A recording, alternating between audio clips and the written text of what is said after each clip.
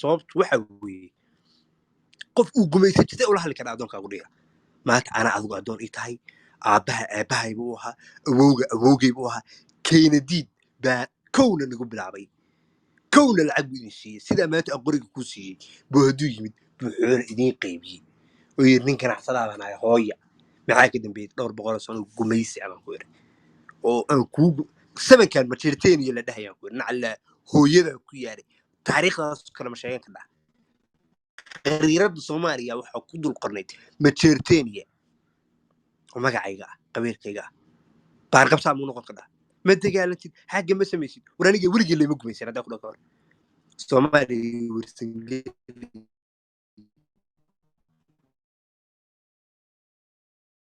waa kaa cunaya amarow iyo majeerteen lama gumaysan labadaa qabiil lama gumaysan ayakuna salbiya gumaydada dhegayso lama gumaysan sababta mataqaanaa loo gumaysan sandanad baa lahaa anaa dadka maamulayay anaa dadka baahdilayay okay talyaaniga aa maqlaysid anaa maamulayay niyo dadka aa sheegaysa anaa maamulayay taariikhda u qorayay oo waxay rabaan ka samaysanayay weligay gumaysa iguma dhicin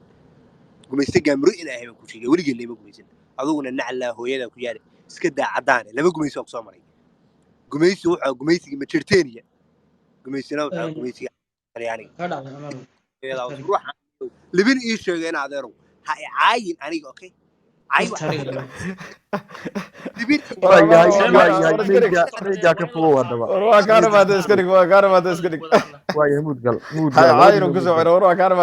labadina mudgala hadda waxaad qaateen soomaa 15 waxaa la yihahdaa waa 20 iyo 15 35 buu nin walba qaatay waaya ninkaasina 30 horaa u dheeray iyo 6 markay kugu dhacda qaadaysa abwaano intaa kadib waxa weeye falaaqaasi toos ugu daraya ninna wax ka weydiin maayo niyo hadda anaa ku dambeeya ogtaa soo maaha adaa dambaynaya maya tana u dambeysaba hadda aan qaadanayo wax ka dambeeya tana ugu dambaysa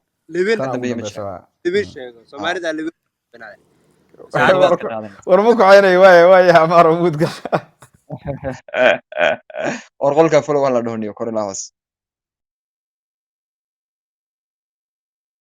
dadkaas waxay kala oranayaan niyo 7 markay ku dhacdaa sii deynaysa